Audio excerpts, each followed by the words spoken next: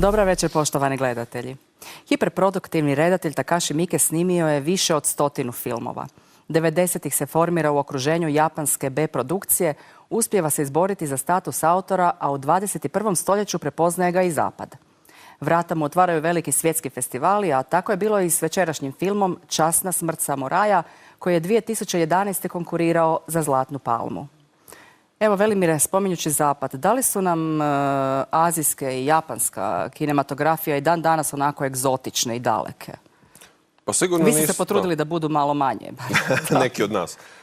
Pa nisu kao što su bili onda kada sam ja počeo gledati taj novi val, recimo, koji je upravo došao s Mikeom, recimo, 2000-2001. Kada je upravo razlog zašto smo se svi nakvačili na to bio, šta je ovo? Upravo ta egzotika. Ih, da. Mislim, to je došlo slučajno u moje ruke. Kim Ki-dok, Takashi Miike, još neki autori.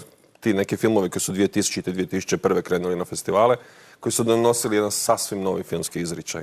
I svako ko je tad bio na nekim način u filmu je samo skrenuo pogled na Aziju. Danas je sigurno manje egzotično jer toliko toga je već procirkuliralo zapadom, ali i dalje mislim da je azijski film ostao dovoljno drugačiji u mnogim segmentima od ovog što poznajemo pod zapadnjački film, da je mnogim ljudima još uvijek egzotičan i pomalo čak možda i neprobojan za neke ljude.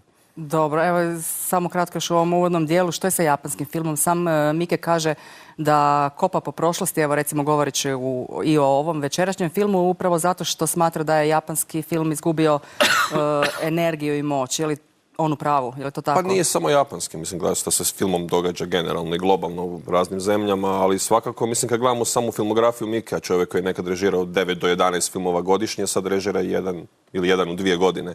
Znači, jednostavno, industrija se potpuno promijenila, a i na kraju krajeva on, koji nekad mora raditi puno filmova da bi zaradio, sad je dovoljno da odradi jedan veliki hit za djecu i ne mora se više toliko mučiti na setu.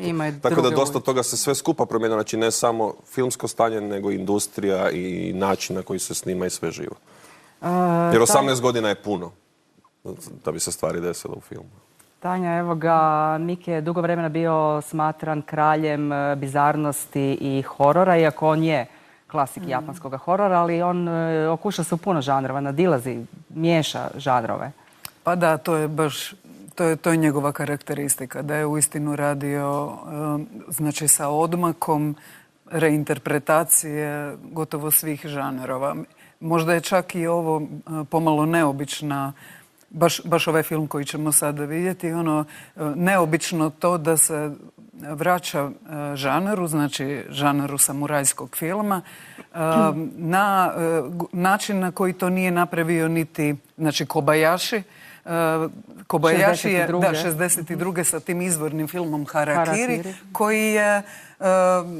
koji je tada bio jedan inovativni pristup kritike feudalnog društva, znači sa odmakom prema nostalgičarskom pogledu na samurajski film, koji se opet, tome ćemo se sigurno vratiti, zapravo on probudio nakon zabrane američkih okupacijskih snaga, znači nakon Drugog svjetskog rata i zabrane snimanja samurajskih filmova.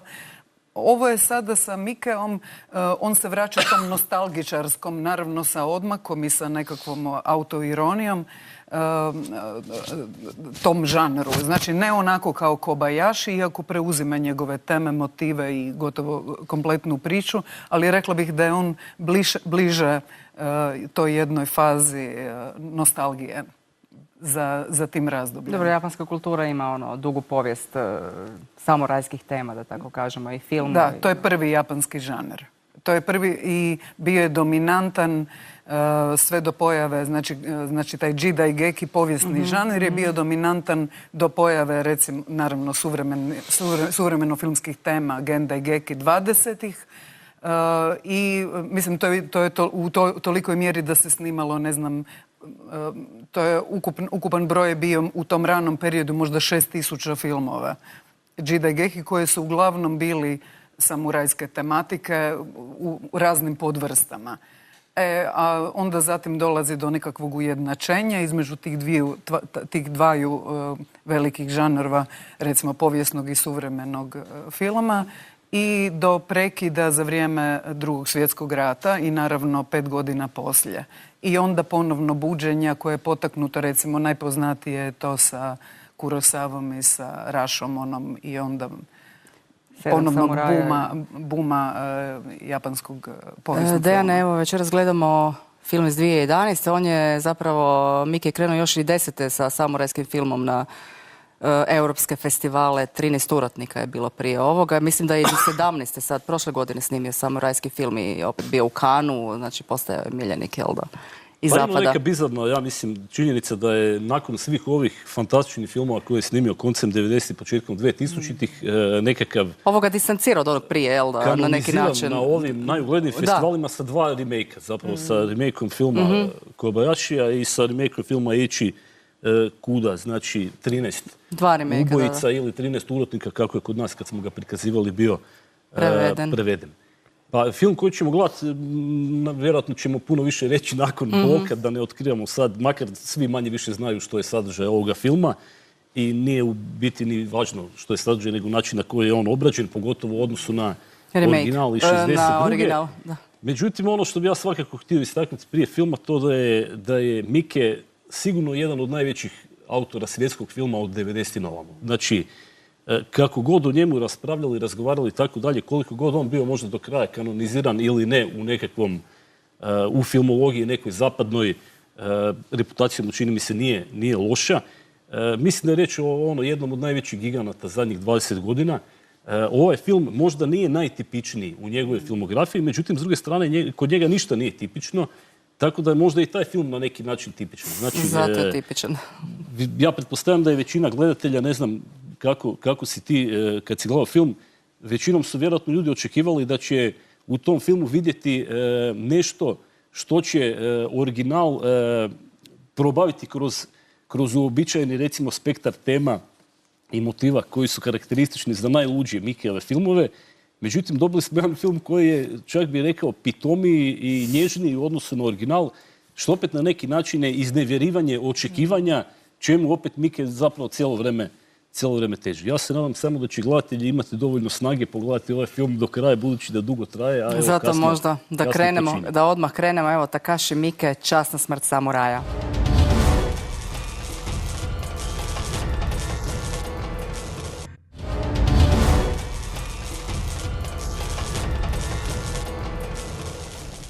Evo nas ponovno u studiju. U uvodu emisije zaboravili smo reći da je čovjek koji je večeras ovdje s nama, Velimir Ilić, ne samo da je jedan od rijetkih koji uopće objavljuje nekakve knjige o filmu u Hrvatskoj, nego objavljuje redovno i knjige o japanskom filmu. Ako se ne varam, ti si imao čast i upoznati redatelja koji je predmet naše večerašnje emisije. Više puta, da.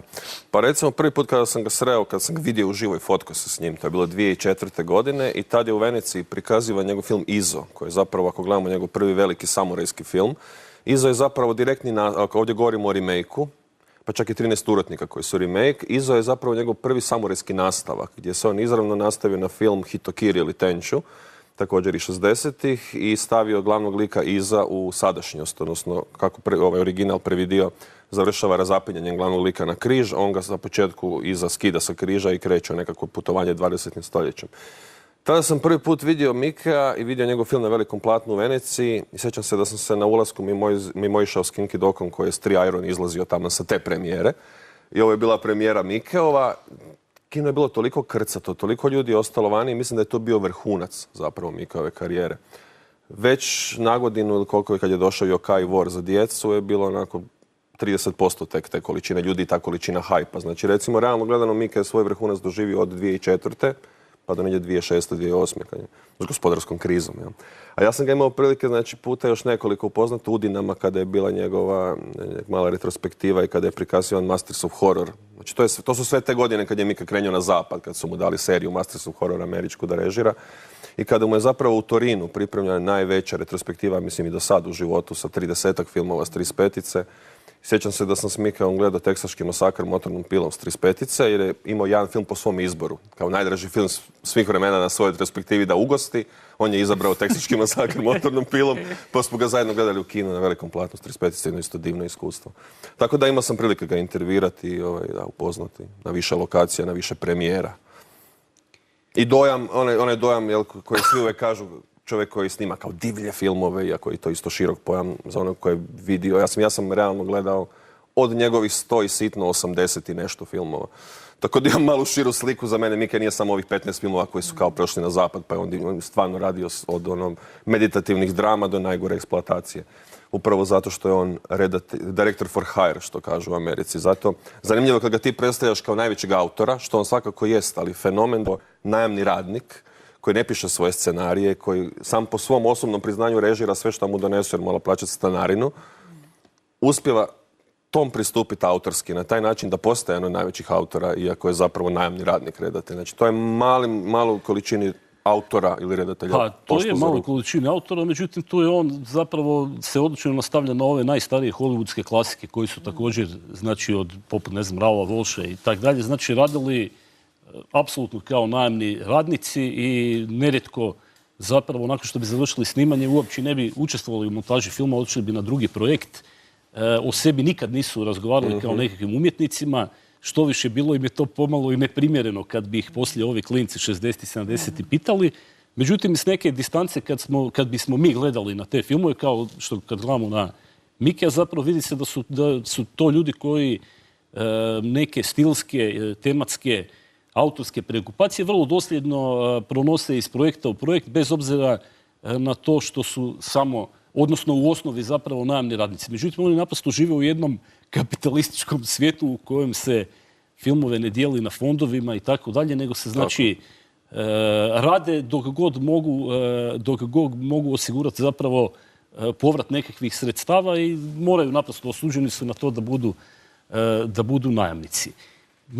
Meni je užasno žao zapravo večerašnji film da ga nisam nikad u životu imao prilike gledati u kinu. U 3D-u, kako je izvorno i zapravo čini mi se zapravo kad razgovaramo o tome koja je njegova razlika u odnosu na Kobayashijev film, pa ne samo možda koja je razlika, nego koji je uopće smisao njegovog postojanja.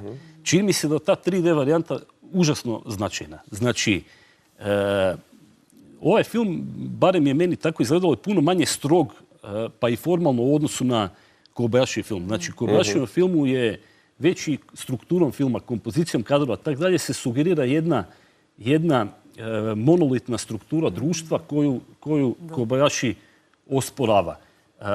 Kod Mikea to je puno nekako prirodnije, emotivnije.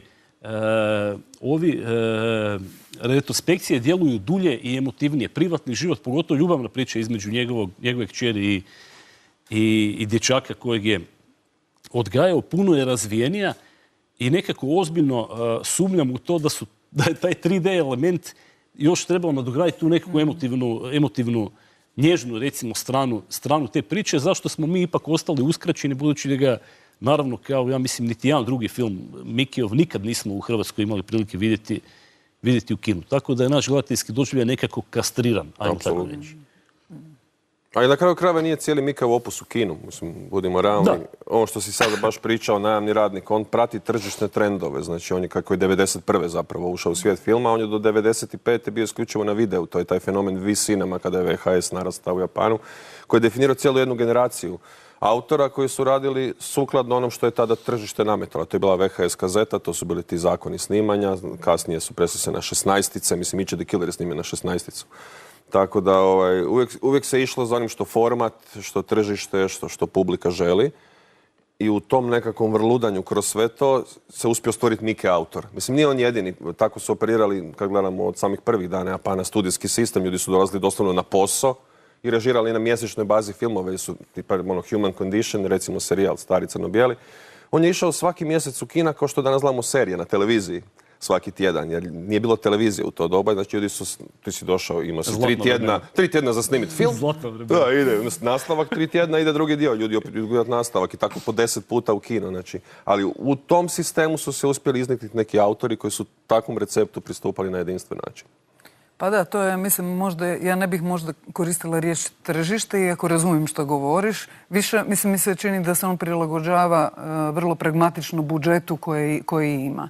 I da ovisno o tome, i mislim i snimatelji s kojima je radio, znači da potpuno da pristaju naravno na one formate sa kojima mogu raditi bez ikakvih nekakvih predrasuda, nego rade, mislim i to je on više puta ti znaš i više, jer se s njim... Mislim, ja sam upoznao njegov producent, ja čak znam sistem financiranja. Da, mislim koji se naravno mijenja ovo što kažeš, nekad je to 16-ica, nekad je to direktno na videofilm. A nekad je 3D spektakl poput ovog kojeg smo vidjeli. On je naravno uvjetovan je produkcijom. Mislim, to je... I film koji smo sad vidjeli je baš namijenjen zapadu. To je onako 1/1, znači ima producenta koji je dobio Oscara za Posljednjeg kineskog cara, ima soundtrack Oskarovca, znači 3D film za Cannes. To je baš jedan, što bi rekli, netipičan Mike utoliko što je doslovno nije onaj Mike kojeg poznajemo rađen za japansko tržište primarno, pa je to procurio je na zapad jer su zapadnjaci bili fascinirani, nego je to Mike kojeg je neko nazvao i rekao idemo napraviti film za Cannes. I dogodio se film kojeg je opet on na svoj način snimio za Cannes. Prvi 3D film, ja mislim, koji je bio za Zlatnu palmu ikad nominiran. Da. Opet je ostavio trag u povijesti na neki način. Jel? Mislim, zanimljiva mi je usporedba sa Kobayashijem. Mislim, ona se nameće prirodno. I tu mi je možda čak najzanimljivija usporedba sa tom nekom oštrinom koju svi prepoznajemo kod Kobayashija i koja bi, ja bih rekla, koja bi nam mogla omogućiti da taj film nazovemo političkim filmom. On je uistinu nastao u vrijeme znači razočaranja sa neuspješnim, sa ponovnim potpisivanjem ugovora o sigurnosti 60. Znači ugovora između Amerike i Japana, znači onog poznatog ANPO ugovora i najvećih studentskih protesta tada 60. u Japanu, koje su se ponovili 70. i rezultirali zapravo potpunim nečim što se zove i Tokijski rat i potpunim, recimo, razočaranjem japanskih novovalaca i možda još većim usmjerenjem prema političkom, čak i militantnom filmu, tada krajem 60-ih. Ovaj film 62. jer moramo si postaviti pitanje zašto je taj film toliko okrutan i toliko uistinu rigidan prema japanskom društvu u tom vremenu. On je, rekla bih da je vrlo suvremen i da je to i karakteristika zapravo tog samurajskog filma od samog početka. Na primjer, takav je bio i film, sjetimo se, znači, jednog od možda najpoznatijih filmova Sadao Yamanake i Humanost i papirnati baloni, znači filma iz 36. koji je najavio militarizam i koji je isto tako imao tog, znači, samuraja gubitnika, samuraja kojem ne preostaje ništa drugo nego da znači da si oduzme život na taj jedan nesamurajski način. Rekla bih da ovaj film Mikeov ima skriveniju tu, recimo, političnost. Da je Mikeova političnost koju znamo iz drugih filmova, da su njegove politike drugačije, da one možda nisu, da su one možda čak i globalnije, da su usmjerene na ljudsko stanje u širini, a manje na trenutnu možda političku situaciju u Japanu.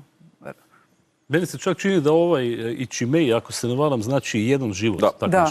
Taj nastav možda bolje opisuje ovaj film nego ovaj Časna smrt samuraja. Nekako kao da je više koncentriran na prikazivanje zapravo života uopće i što ta sad smrt odnosi u cijeloj toj priči, nego li na ovaj društvene odnose koje Kobayashi 62. Isto tako stalno govorimo da je ovo remake. Mislim, realno gledano, roman je izvornik i oba filma su nastala kao adaptacija romana. Roman nisam čitao pa ne znam koji je bliže zapravo romanu, da li Mike bio bliže ili Kobayashi bio bliže, ali mislim da unatoč tome možemo govoriti o remake-u jer je očito da čak i glavni glumac jako liči na Kadaija koji je glumio Kobayashi sa svojim očima čuvenim. Da, zašto je očito, to je prepoznatljivost njegova on screen. Tako da odana je počast, što bi rekao, prvoj adaptaciji, originalu izvorniku, ali opet ipak je to 2011. godina, znači normalno da ne može rezonirati na isti način. Ali super mi je da se ponovo radi o toj eksploataciji svih tih motiva koji su zadnjih 100-200 godina toliko diraju zapad. To su taj seppuku, taj harakiri, ta čast, ali mislim, realno glavno, to su sve fabricirani motivi koji su doslovno pojam Bushido nije postojao do 20. stoljeća, on je proizveden za zapad. Znači, samuraji nisu nikad zapravo činili toliko časna djela kao što se to napuhaju u nacionalnoj mitologiji. Povijest je sve to raskrinkala odavno, ali ljude vole vjerovati u mitove. Ali mi je jedan jako simpatičan detalj bio u ovom filmu, a to je taj mali drveni mač s kojim je čovjek treba razrezati utrobu. Naime, pravi samuraj u pravo doba feudalnog Japana, kad su trebali počiniti seppuku ili harakiri, koji vam je termin draži, zapravo je značenje isto, su često koristili drvene mačeve upravo zato što bi lažirali da su se ubili. Čak i papirnate mačeve, a glavni posao bi odradio ovaj asistent koji mora odrubiti glavu zapravo kad je on na vrhuncu svojih muka. Tako da bi on drvenim mačom glumio da se bode, a bi mu odrezao glavu. Jer zapravo malo tko je imao hrabrosti to zaista i učiniti. Gledajući filmove bi rekli da je to ono daily occurrence. Kao, danas failo sam ovaj zadatak, ok, flap.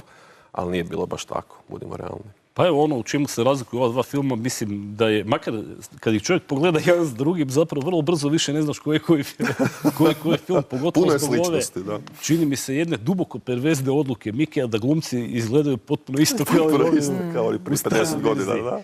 Ali je pokušaj samoubojstva još groznije nije djelovao, dakle još je... Tu je Mike možda došao do ono što Mike kakvog poznajemo mi. Znači, Mike kao, ako trebam biti ekstreman, bit ću ekstreman na kvadrat. U svakom pogledu, u drami ću biti melodramatičan više nego itko.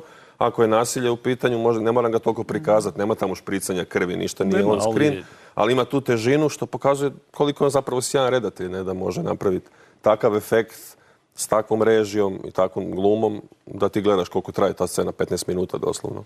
Da. I želiš da traje još 15, makar ti nije lako gledati. Gle, meni se čini zapravo, ja sam gledao malo manje od tih 80 filmova koje ti spominješ, ali što god da sam gledao njegovo, ništa mi nije loše. Znači, bez obzira da li je on radio nešto izrazito koncentrirano ili lijevom rukom, što bi se reklo, on je uvijek dobar.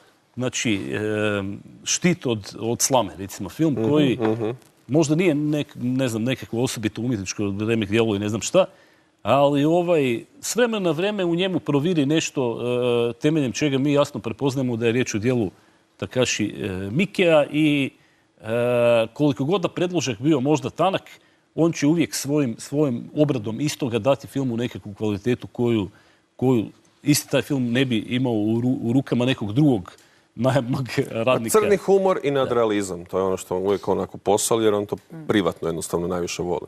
Tako da, mi koji volimo iste stvari, naravno da ti filmovi najbolje komuniciraju s nama.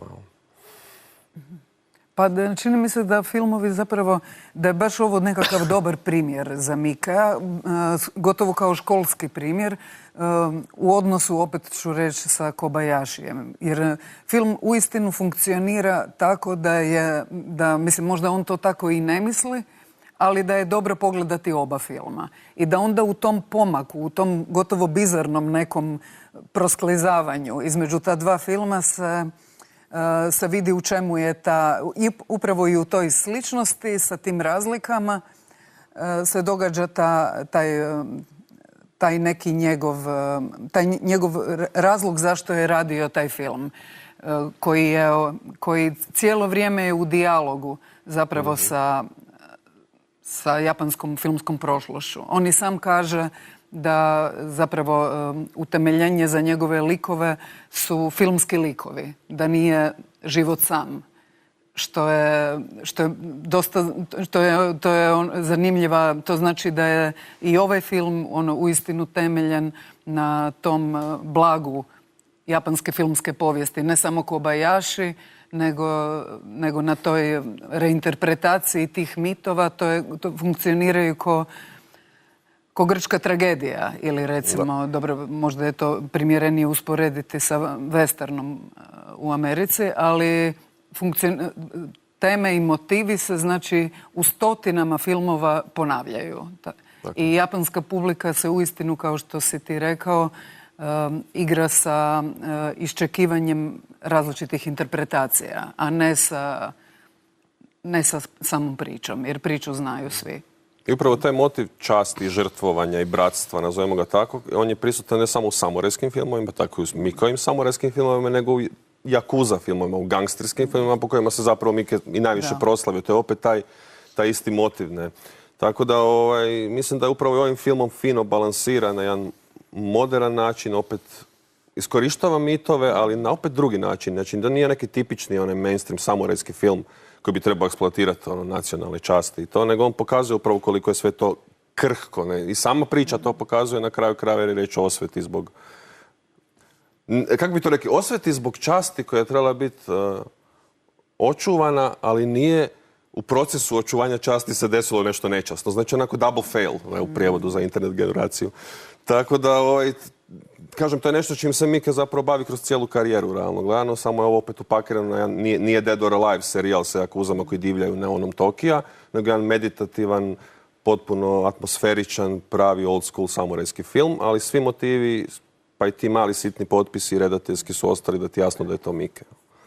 Kad si spomenuo motiv bratstva, među jakuzama, odmah mi pada na pamet, meni jedan od njegovih najdražih, najboljih filmova Gozu, ili Gozu,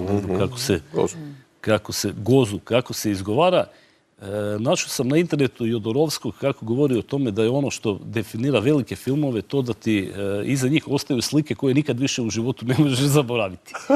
Sad, po meni je zaljubljivanje u Mikea krenulo sa uvodnim prizorom filmu Gozu, znači u kojem, znači, gangsteri, boss dolazi u obilazak jedne male gangsterske zajednice i dočekuje ga nekakav tamo podboss, tako dalje, i u jednom vrlo ozbiljnom prizoru taj mali šef upozori ga na to da je pred lokalom je nekakva čivava, recimo, tako dalje, i kaže, to ti je, mrtav ozbiljno kaže, to ti je ubojica trenirana da ubija jakuze. I nakon čega u nastavku prizora on izlazi, uzima tog psa, baca ga u pod, vrti ga okolo, tako dalje. Dakle, to kad sam vidio nisam mogu vjerovati da je neko tako nešto snimio. I kad čovjek to gleda drugi, treći, četvrti put, ne može se prestati smijati, makar se događa nešto uistinu odvratno. Znači, zlostavljanje jedne male životinje, politički izrazito nekorektno. Ali je toliko over the top, apsurdno i nevjerojatno da mora se smijati. Da, jednostavno se moraš smijati. To je ono što se meni čini, taj prizor dobro simbolizira cijelu njegovu nekakvu strategiju zbog kojega volimo, zbog koje su u krajnjoj liniji možda ti filmu ipak zanimljiviji nego ovaj koji večeras gledamo. Znači, takav je on i u Gozu i ići da Killeru. Ali vidiš, Gozu je zanimljiv baš primjer koji pokazuje na koji način mi na zapadu doživljamo nešto kao nevjerojatno bizarno i neshvatljivo. Tamo imamo čovjeka sa glavom bika, krave, sve te neke motive koji su nam kao šta je ovo nadrealizam, neshvatljivo, ali to u japanskoj kulturi sve ima svog smisla. To je njihova iz religijskih motiva, iz budizma, zna se točno taj hotel je zapravo metafora pakla i raja kroz koji ulaze naši likovi kroz čistilište. Ti likovi koji se pojavljuju takvi bizarni, nisu zbilja takvi u literaturi budističkoj, samo su sad preseljeni u Jakuza kontekst. Znači, ti da bi znao gledati prosječan japanski film, ali prosječan Mikeov film, mora stvarno poznavati dublje japansku kulturu, tradiciju, religiju i sve.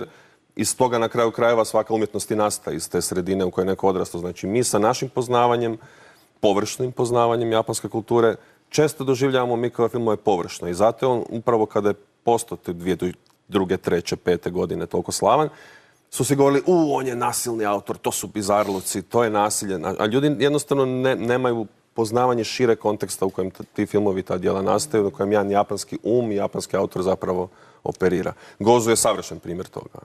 To je izostanak poznanja širog konteksta nije karakterističan samo za udaljene kulture, nažalost to je sve karakterističnije za kulture kojima i sami pripadamo. Znači, mi sad opet nakon 100 godina moramo nekog uvjerati ponovo zašto je neki redatelj iz 30-40 hollywoodski važan i vrijedan i objašnjavati ponovo boje nema kontekste, tako dalje, ili uvjeravati klince da je crno-bijeli film, studenta recimo, da je crno-bijeli film može biti jednako vrijedan kao i ovaj u boji. Studenta filma trebaš uvjeriti. Tako da, mislim da je Mike ipak imao donekle sreću, odnosno možda smo mi imali sreću sa širenjem interneta, koji se poklopio nekako sa njegovim stasanjem u redatelja koji ipak omogućuje ljudima da se kudikamo jednostavnije upoznaju sa nekim dalekim stvarima nego što je to bio prije slučaj, pa u krajnjoj liniji i sa samim filmovima. Dakle, da je Mike radio 70-ih, mi bi vjerojatno njegove filmove gledali 98. ili 2000. neki kad bi se pojavio internet. Znači, ili bi morali otići tamo na lice mjesta. Znači, ipak je internet otvorio u sve loše stvari koje je donio što se tiče nekakvog prečica u obrazovanju i tako dalje. Mislim da je ipak velika stvar da nam je omogućuje da to uopće vidimo. Znači, Nije radio 70-ih, ali ima Mura koji je ono najvećih autora 70-ih, njegov mentor zapravo, tako da Mika ima učitu od najvećih, ne. Ali ja znam kad sam 2006. Mika prvi put intervjuirao, da je rekao kao ja stvarno ništa od ovog nisam niti očekivao, niti razmišljao da bi se moglo desiti. On jednostavno snima filmove da bi plaćao račune.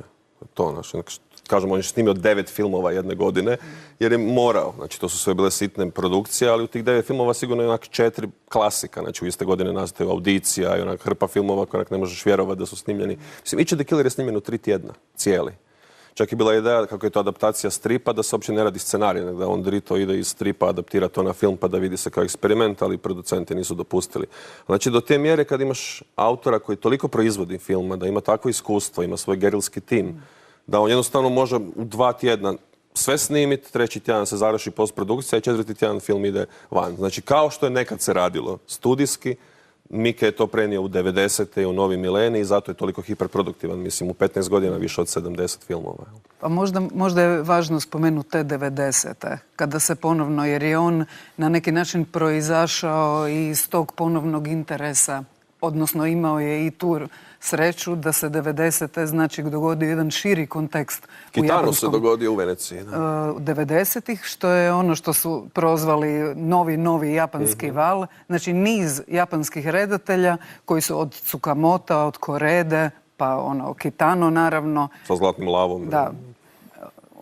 Aoyama, uglavnom niz redatelja koji su 90-ih ponovno počeli biti na zapadu prikazivani ili koji su priznati, koje su priznali zapadnjački festivali, što se nije dogodilo zapravo od 60-ih. Od Kurosave i te generacije. Mislim, od Oshimine generacije 60-ih, ali istodobno su se onda i cijelo vrijeme se japanski film ponovno otkrivao. Znači i sad se i dalje ponovno otkrivaju neki redatelji.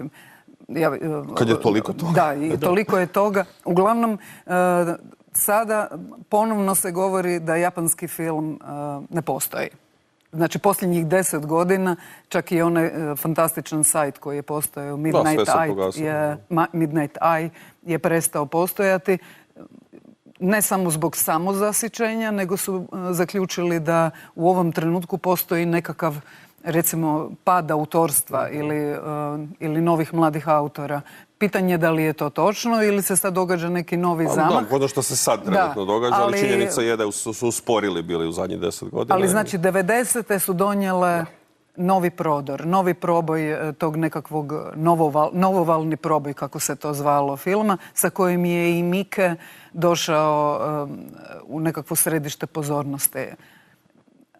Da li je mislim, naravno, ta hiperprodukcija je njegova vezana i uz drugi mediji. Tako. Da je situacija ta da je on ili da je bio na taj način tvrdoglav da želi samo raditi samo na filmu ili tako nešto, ili da želi raditi samo filmove visoke produkcije, to se ne bi dogodilo. 95. je zapravo prvi kinofilm snimio. Ja moram priznati da se meni ta hiperproduktivnost jako sviđa i sviđa mi se još jedna druga stvar kod njega, to je što sam sebe ne doživljava u izjavama, intervjuima, tako dalje, strahovito ozbiljno. Mislim da mu doduše te dvije stvari ne pomažu kod neke ozbiljne, pod navodnicima, filmologije, budući da je ipak nekako mi se čini oduvijek bilo aristokratski otmjenije da bi bio umjetnik što je moguće manje raditi. Ipak se rad doživljava kao nešto... Ali za nekog ko je bajker i kao on njega stvarno zaboli, što bi rekli, što misli establishment. S druge strane, on ima taj jedan odličan odnos prema svom opusu.